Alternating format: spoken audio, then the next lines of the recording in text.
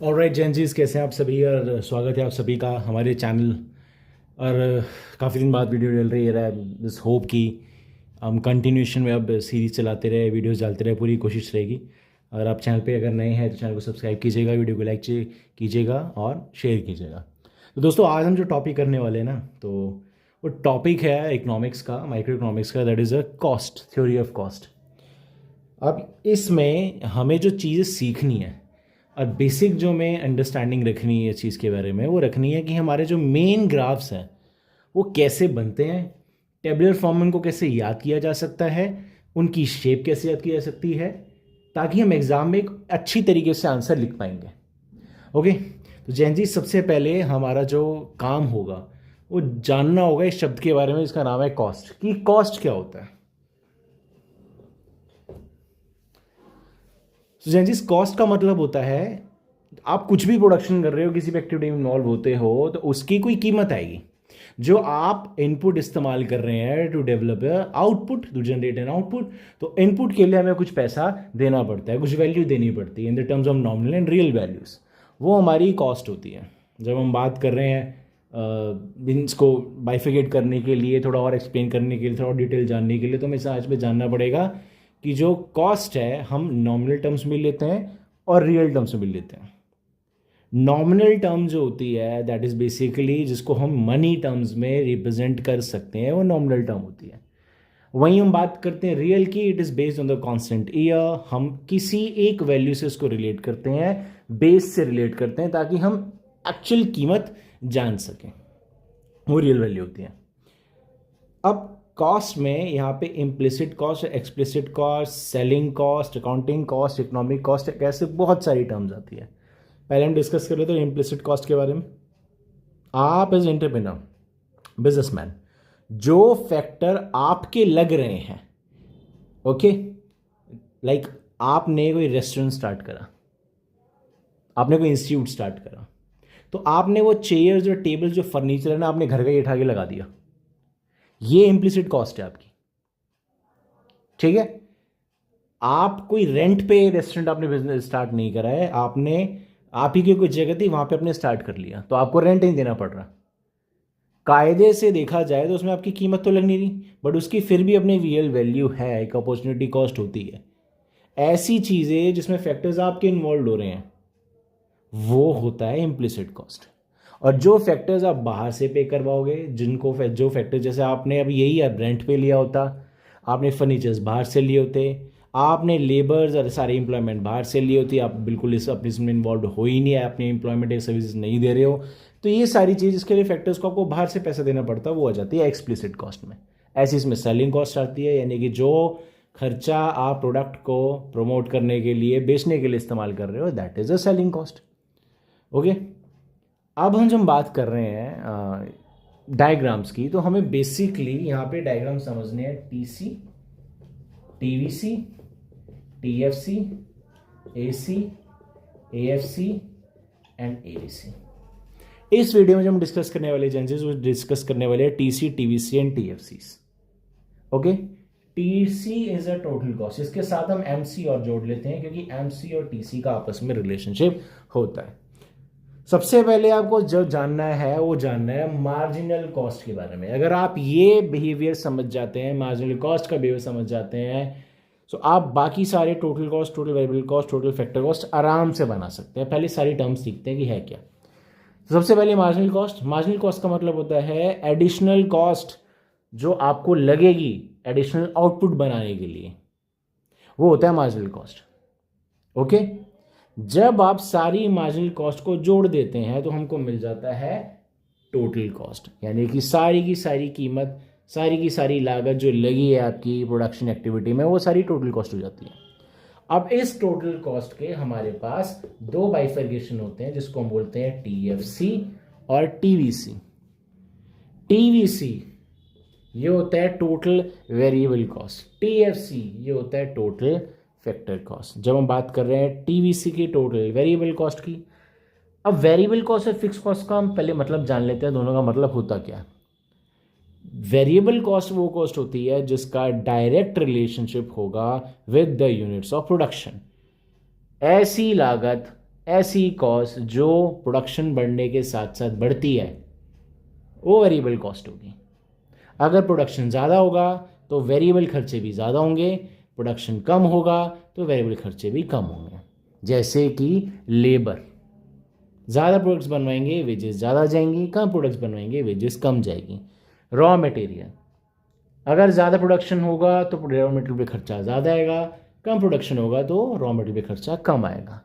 वही बात करते हैं TFC, that is a total fix cost. Fix cost का मतलब है जो एक बार बिजनेस में लग गया। जैसे मशीनरी, मशीन में आपने पैसा लगा दिया, 10 लाख मशीनरी आपने में लगा दी है। अब आप उस मशीन से 10 प्रोडक्ट बना रहे हो या 10 लाख प्रोडक्ट बना रहे हो, आपके वो 10 लाख मशीनरी में जा चुके हैं।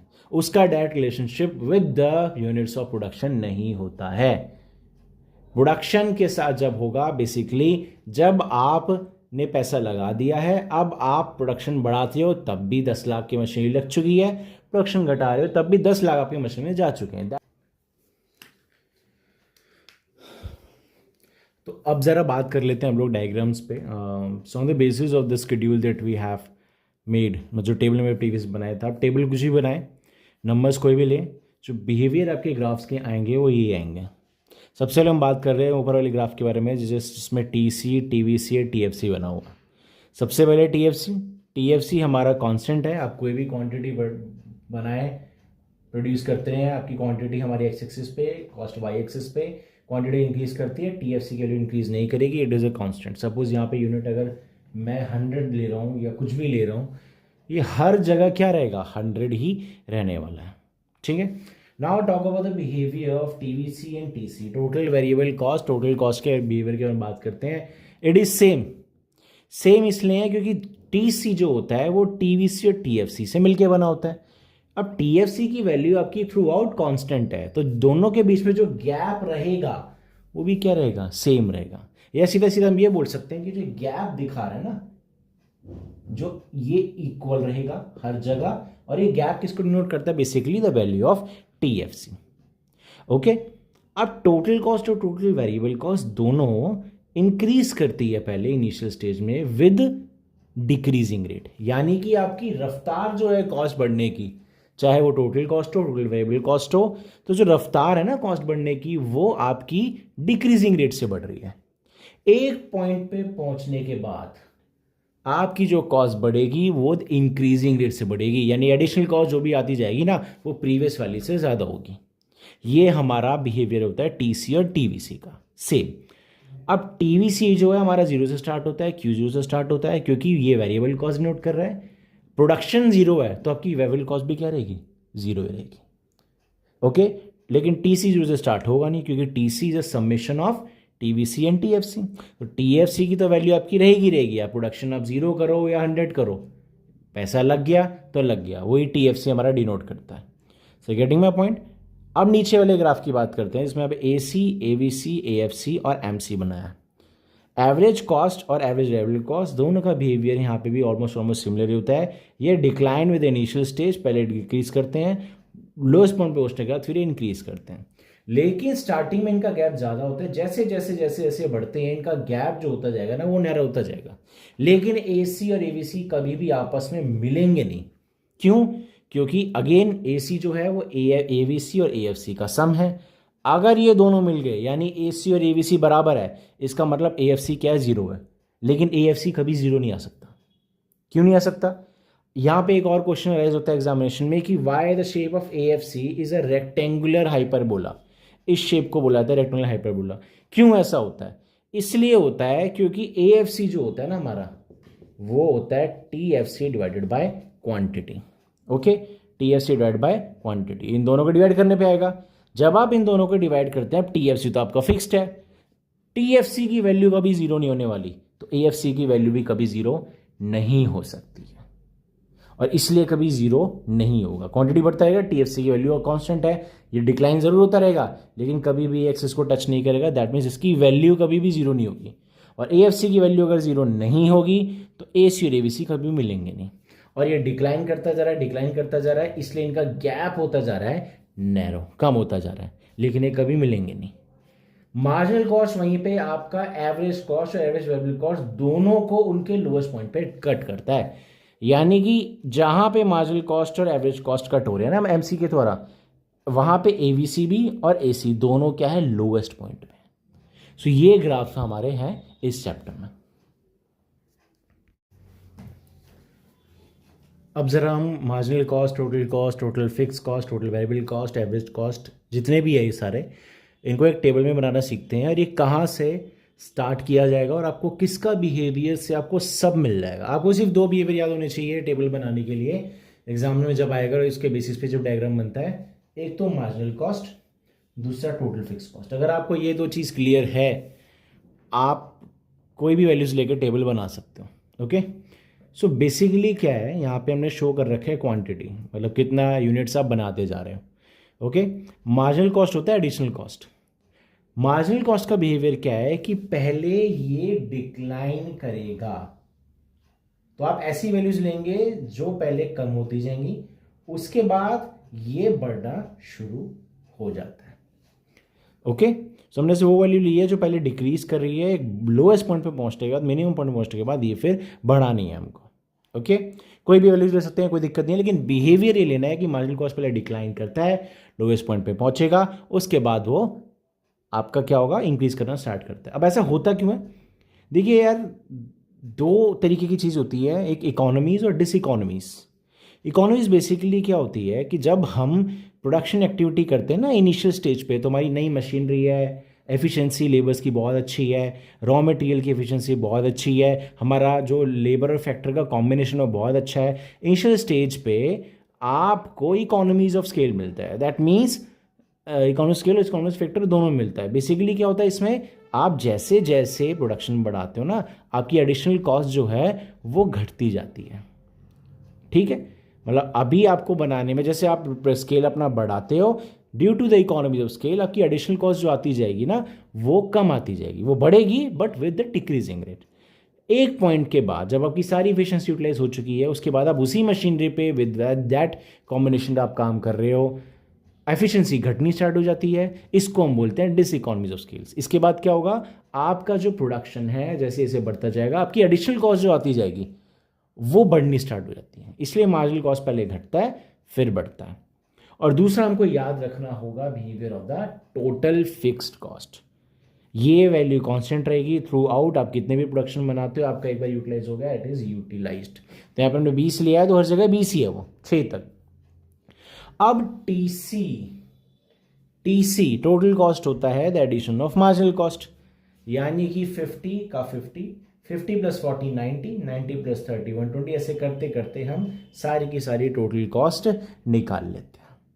अब टोटल कॉस्ट जो होता है वो बराबर होगा total fix cost total variable cost के। तो टोटल वेरिएबल कॉस्ट निकालने के लिए हम टोटल कॉस्ट की वैल्यू से टोटल फिक्स कॉस्ट क्या कर देते हैं, माइनस कर देते हैं। तो 50 में 20 गया 30, 90 में से 20 गया 70, 120 में से 20 गया 100, ऐसे करके हमने टोटल वेरिएबल कॉस्ट पे निकाल ली। तो हमारी ये 4 चीज़ें आ गई। इसके बाद हम मूव करते हैं हमारी एवरेज वेरिएबल्स पे, average cost, average variable cost, average fix cost. अब ये क्या, कोई भी पूरी इकोनॉमिक्स में आप पूरा जब माइक्रो पढ़ डालते हो तो आपको समझ आएगा मार्जिनल वैल्यूज और एवरेज वैल्यूज बेसिक से फर्क क्या है। कोई भी टोटल वैल्यू निकालने के लिए, चाहे total value, total utility, total revenue, total product, total cost, कुछ भी, हम मार्जिनल वैल्यूज को ऐड करते रहते हो तो हमको टोटल वैल्यू मिल जाती है। और कोई भी एवरेज निकालने के लिए, दैट मीन्स से average revenue, average cost, average product, जो भी आप निकाल रहे हो, एवरेज निकालने के लिए हमको टोटल वैल्यू को क्वांटिटी से क्या करना पड़ता है, डिवाइड करना पड़ता है। ठीक है, तो यहाँ पे टोटल कॉस्ट है, एवरेज कॉस्ट निकालने के लिए टोटल कॉस्ट को मुझे क्या करना पड़ेगा, क्वांटिटी से डिवाइड। तो मुझे एवरेज कॉस्ट निकालने, total cost divided by quantity. Okay, similarly AVC भी निकालने के लिए मुझे क्या करना होगा, टोटल वेरिएबल कॉस्ट को क्यू से क्या करना पड़ेगा, divide. And same goes for the average fix cost, जिसको हम करते हैं टोटल फिक्स कॉस्ट से क्वांटिटी से डिवाइड।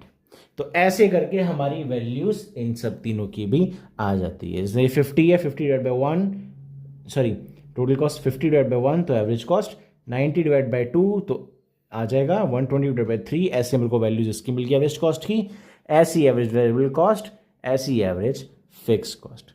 ये हमारा शेड्यूल है, बहुत आसान है, सब 2 वैल्यूज याद रखिएगा, दो बिहेवियर याद रखिएगा, आप पूरा का पूरा टेबल आराम से बना लेंगे, इसमें कोई रटने की ज़रूरत नहीं है। Just you need to understand the basic behaviour marginal cost. उसके बारे में मैंने आपको बताया कि मार्जिनल कॉस्ट क्यों डिक्लाइन करेगा।